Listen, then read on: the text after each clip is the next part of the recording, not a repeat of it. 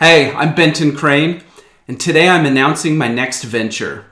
I've been working behind the scenes on this for a while now, and I'm excited to tell you what it is. Now, some of you have been along for the ride, but for those who haven't, I recently stepped down as CEO of Harmon Brothers. I was there for 9 amazing years, and during that time, we helped 5 companies become unicorns, billion-dollar companies. That included Purple Mattress, it also included Kodiak Cakes, and a few others. In addition to that, though, there was 6 companies that we helped grow to over $100 million. This includes Lumi Deodorant and Kizik Shoes. On top of that, there was about 25 companies that we helped grow between $10 and $50 million per year. That includes Squatty Potty, Poopery, Chatbooks, and many others. During my time there, we honed this ability to mix the worlds of entertainment and advertising, so that we weren't just putting videos out there that said, how can we extract as much value as possible from the viewer? Instead, we were saying, how can we add value? How can we give them something that they actually want to watch? They voluntarily choose to watch it, share it, talk about it, comment on it. That breakthrough was the key driver to all of our success. And it's also what led me to believe we can take that even further. We can mix the worlds of branding and entertainment in new and deeper ways than what has ever been done before. And that brings me to my announcement. I'm getting ready to launch an incubator that develops shows for TV that have deep brand integrations built into them. And when I say brand integrations, I'm going way beyond what we're used to seeing in terms of like product placement, right? You've seen the Coke can that sits on the table during a scene, or you've seen the actor driving an Audi during a scene. That's typical product placement. I'm going for something deeper here. Here's an example of what starts to approximate where we're going. Remember the first Michael Bay Transformers movie? I know, cheesy. I'm a friend of yours. I'm not a romantic friend. Romantic friends do this. I mean, I'm not that friend. I mean, I could be. Not my favorite show, but there's a great brand integration in there. Remember Bumblebee? He starts out as this 1970s classic Camaro, but he's a rust bucket, right? He's broken down all the time. Partway through the show, he transforms into the brand new, beautiful Camaro. What's interesting is that Camaro wasn't launched to the public for an additional 3 years after it showed up on screen in Transformers. So it was actually one of the ways that Chevrolet announced the Camaro to the world. And it was hugely successful, to the point where today, when you're out on the road and you see a Camaro drive by, look at the side of it. Oftentimes you'll see that little Bumblebee logo there, because that character and that car are still so connected in those deep, meaningful ways. But I want to take it even a step further.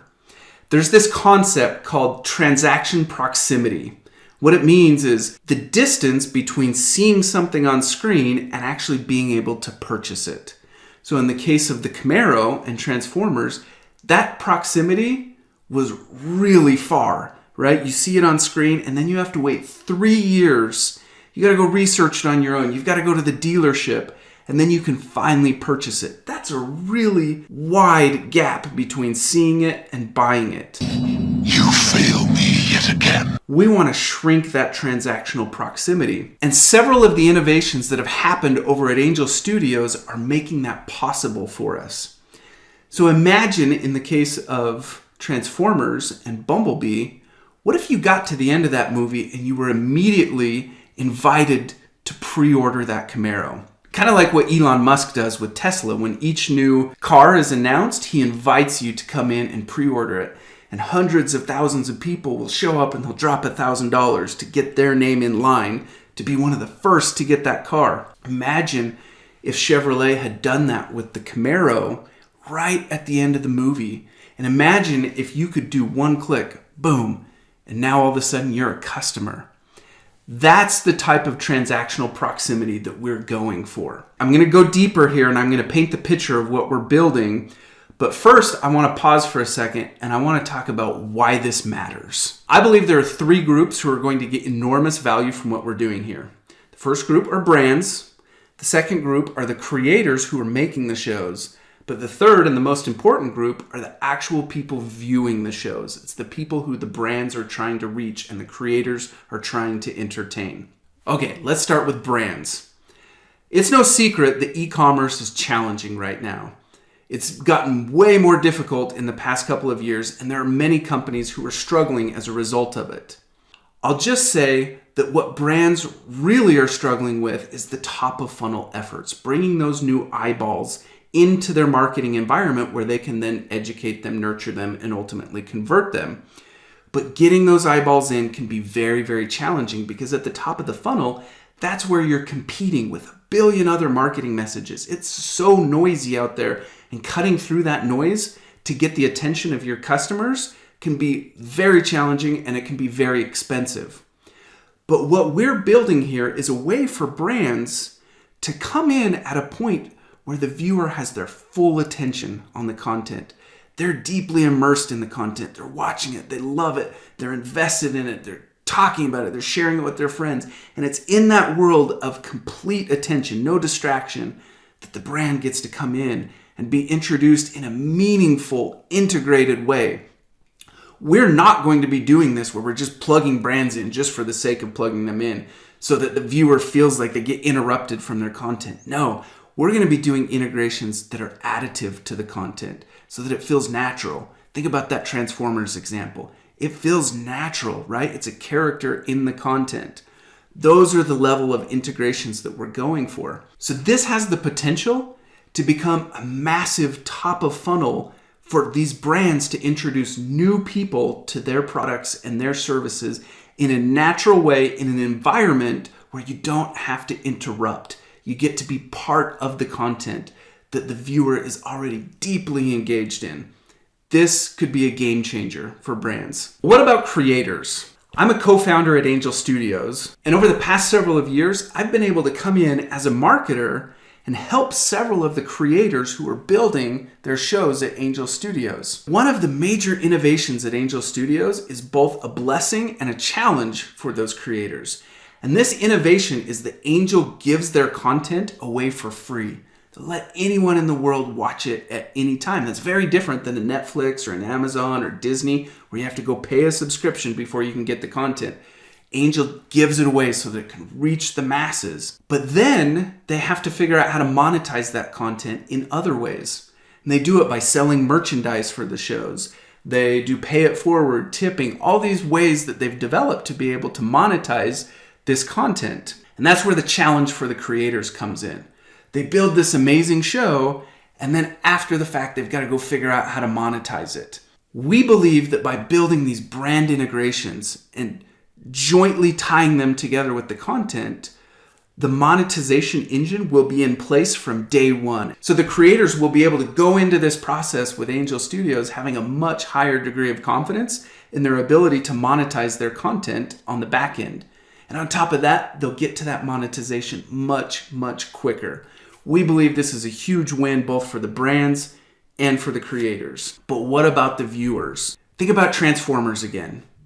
You just saw Bumblebee. You fell in love with this new Camaro. You want that new Camaro, but now it's 3 years before you actually get it. What this is all about is reducing the time from when you fall in love with a piece of content to the time when you can actually hold in your hand something that represents that content, something that gives you something to talk about and share it with your friends, share it with your family, something to wear with pride to represent this amazing experience that you just had with the content.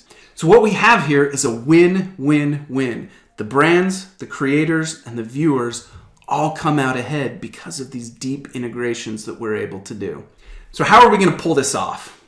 Let's get past all the theoretical talk. Let's dive into the concrete. We're partnering to do a TV series based on the book series Black Autumn. The premise is that an atomic bomb goes off and society goes into meltdown. It's total chaos. And this book series follows a group of people who are trying to survive together. So it's actually a story of faith and family, of these people having to come together to survive the chaos of this post-apocalyptic environment. They've sold over 500,000 copies. In fact, the series has 9 books in total. It's highly rated on Amazon. Very, very successful series, and the sales for it continue to be very, very strong. But why are we choosing Black Autumn as the first show to put through this process? Here's why.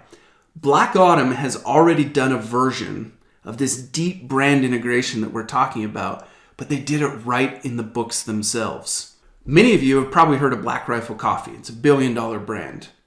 But what many of you don't know is that Black Rifle Coffee was actually a brand that got integrated right into the first book of Black Autumn.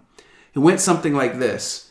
The chaos happens, the atomic bomb goes off, this family's trying to survive on this homestead, and one of the things that they're bummed about is that they didn't stockpile coffee, and they realize it's going to be years before they can get fresh coffee beans from South or Central America, and they're bummed about that.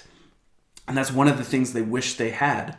Well, later in the book, through a whole series of events, they end up stumbling onto a stash of these amazing coffee beans, and they're so excited about it. They're pumped to have these coffee beans, and they end up calling them Black Rifle Coffee because they're living in this environment where they literally have to carry their rifles with them for protection.